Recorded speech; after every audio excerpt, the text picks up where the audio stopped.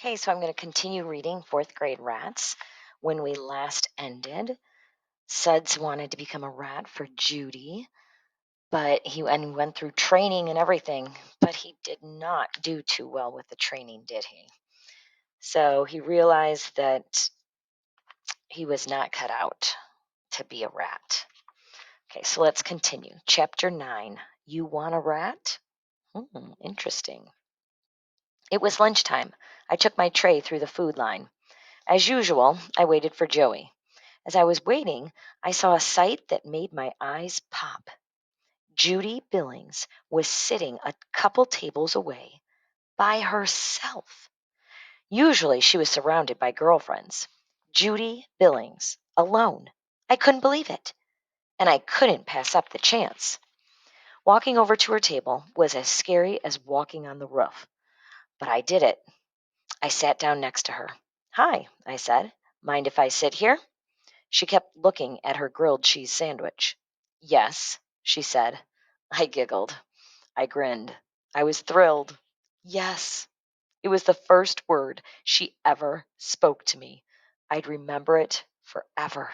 Yes, yes, yes. I said, I mind, she said. Oh, I said. What should I do?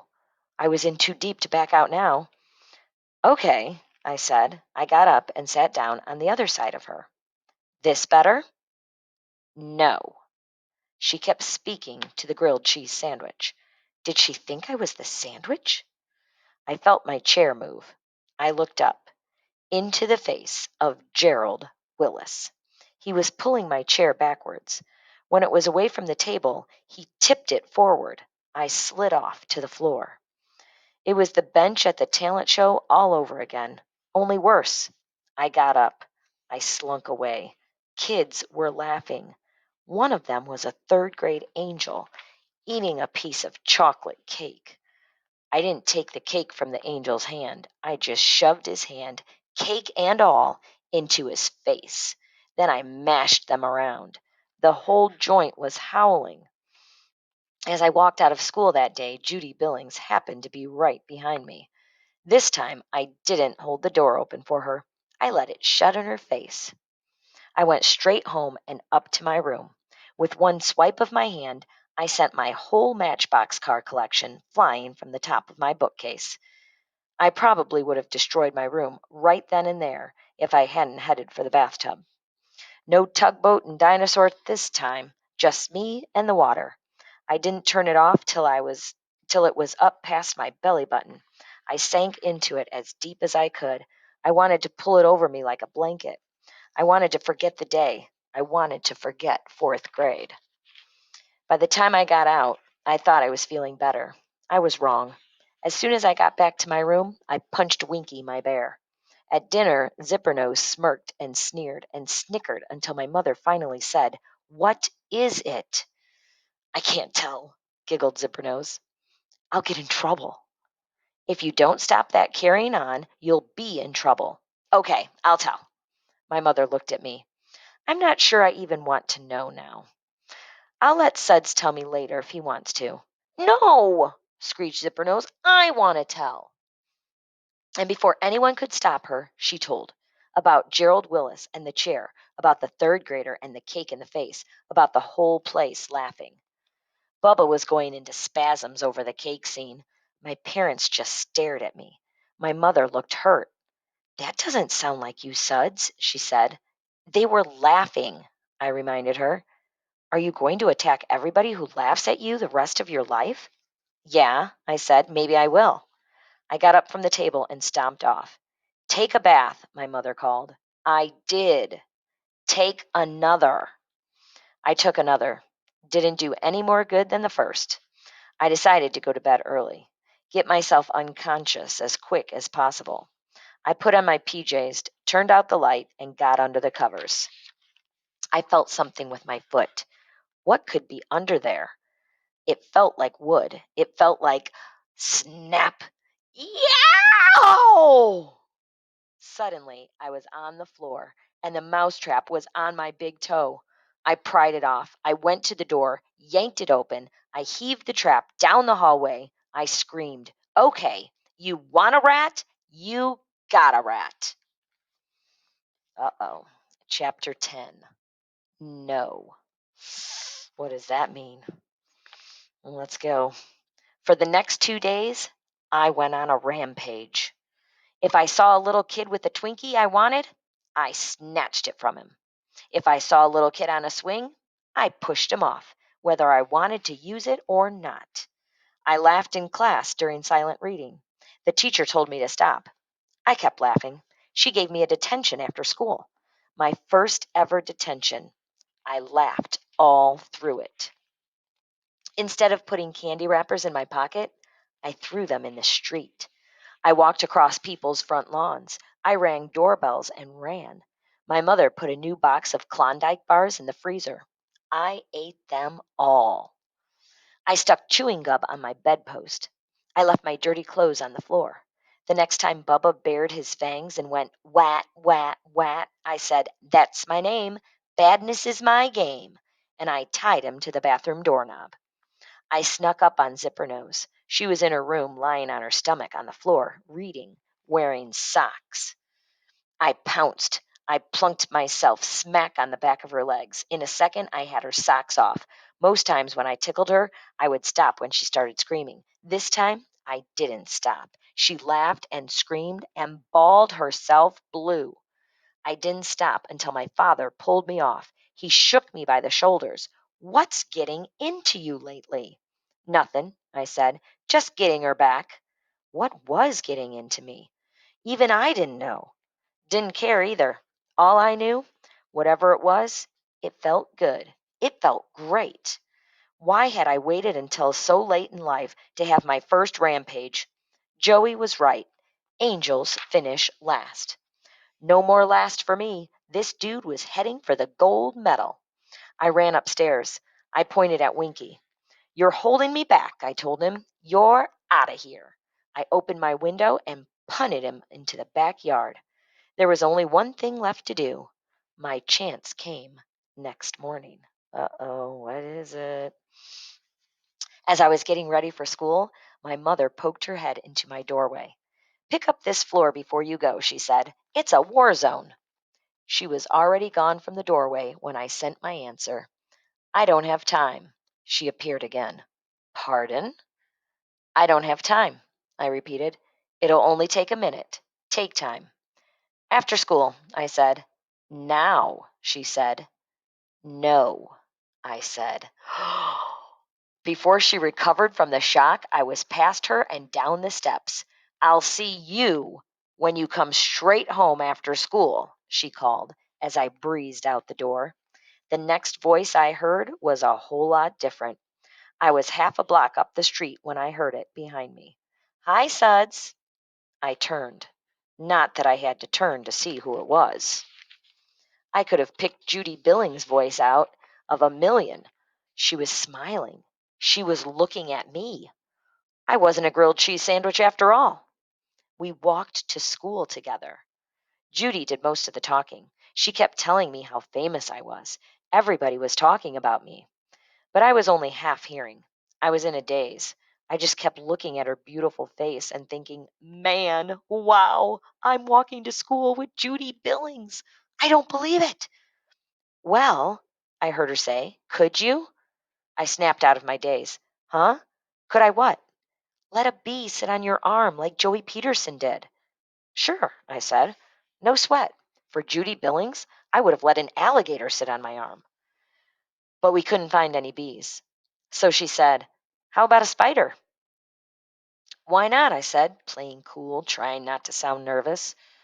We started searching the gutter and sidewalk and the walls of people's houses. I spotted a couple of spiders, but I didn't say anything. Then Judy called, "Here, look." It was on somebody's brick wall. It wasn't a little white house spider. It wasn't little, and it wasn't white. It was poking along toward a window. "Just put your hand there in front of it," Judy said. "Let it crawl right on." She was excited. Her eyes were wide. Her voice was squeaky. Could be a black widow, I said. So, she said, it won't bite you unless you mean to it. She was staring at me, waiting.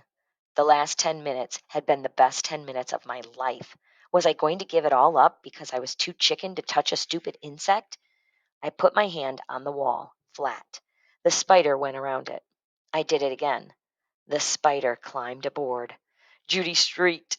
Yow! She pulled on my other hand, on my other arm. Come on! Where? I said. School, they have to see. By the time we got to the schoolyard, the spider was up around my elbow, a tiny footed nightmare on my skin. Judy called, Look, everybody, look! Kids came running. They jerked to a stop when they saw. They gasped. They gawked. It's a black widow, she announced to them. He's doing it for me. The spider was up on my shoulder now, heading for my back. I couldn't see it anymore. I kept my face cool, but I was praying, please don't go down my neck, especially don't go down my shirt. The bell rang. Everybody ran for the door. Nobody was looking. I swatted and twisted till I was sure the spider was gone. At morning recess, I was mobbed. Wow, Suds, a black widow. Black widow, man. Weren't you scared? Ooh, Suds. Judy was mobbed too, mostly by girls. He did it for you? I guess we were both famous. Oh, no. See what I told you about girls? All right, chapter 11. What's wrong with Joey? Heading for the lunchroom, I grabbed Joey in a headlock. Hey, brother rat, where you been? Where were you yesterday? He pulled out of the headlock. Home, sick. I slapped him on the back. Yo, rats don't get sick. I nudged him. Know who I walked to school with today? Should I care? I pushed him. Come on, man, you know. Hey, did you see me with the spider? Huh? He shook his head. No? Man, you're missing it all. I shook him.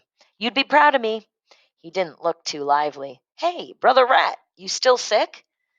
We sat at our old spot in the lunchroom. I plunked my paper bag in front of him. Notice anything? He gave a teeny grin. No more elephants. And look, I opened up my sandwich. I held it under his nose. Look familiar? He turned away. Ballony, baby. EY, he said. Whatever. It's meat, right? MEAT. I feel like I'm about 16 already. I can feel myself growing. He gave a little snicker snort. I ain't kidding, man. Just sitting here now? Can't you tell? You were right, dude. Don't take nothing. Number one, I'm doing it, dude rat. I slapped the table. I ripped off half my sandwich in one bite. I'm doing it. Then I noticed. I grabbed his arms. Hey, where are they? Where's what? Your tattoos. He stared at his arms. Oh, I leaned across the table. I sniffed. You don't stink. You said you weren't going to take a bath for a month. I didn't. So where'd the tattoos go? I sweated. They came off. So how come you don't smell? Deodorant? And where's your headband? I forgot it. I finished my sandwich. I started in on my cupcakes. Joey wasn't eating. I pulled his sandwich from his bag. What kind of meat you got today?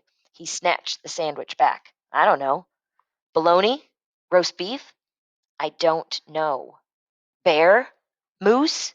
He just glared at me. Okay, rat, I said. I stuffed a cupcake into my mouth. When I finally cleared some room for my tongue, I said, You gotta come over, see my room. It's almost as bad as yours. Oh, man. I slapped the table. I almost forgot to tell you. I did it. I did it. He gave me a blank look. The big one, rat. I said no to my mom. This morning. You should have been there.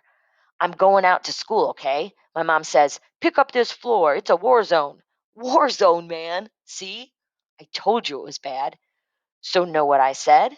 I said, I ain't got time. So she says, Make time. And I go, No. N-O, baby. And I'm out the door. I did it. I held out my hand for him to slap. He didn't slap. Know what else? She said, Come right home after school. I'm telling you, I ain't. I scarfed down another cupcake. I'm thinking, I got to get my mom trained like yours. He wasn't talking. He wasn't eating. Nothing. I snatched his sandwich. I shot my chair back so he couldn't reach me. I tore the wrapper off. I opened it. I couldn't believe my eyes. I gawked at him. Peanut butter and jelly? Where's the meat? He just stared for another minute. Then he got up and walked away. Left his lunch there, me holding his sandwich. Just walked away. Uh-oh, what is wrong with Joey? So now we have Suds, who's turned into a crazy man. He's turned into Joey. He said no to his mom. He put a spider on him. He's bullying everybody. He is a rat. And now all of a sudden, Joey, who was absent the day before, comes back to school and is acting all strange and brings a peanut butter and jelly sandwich. What is going on? They have flip-flopped here. Don't read ahead, but we'll have to find out next time what happened to Joey.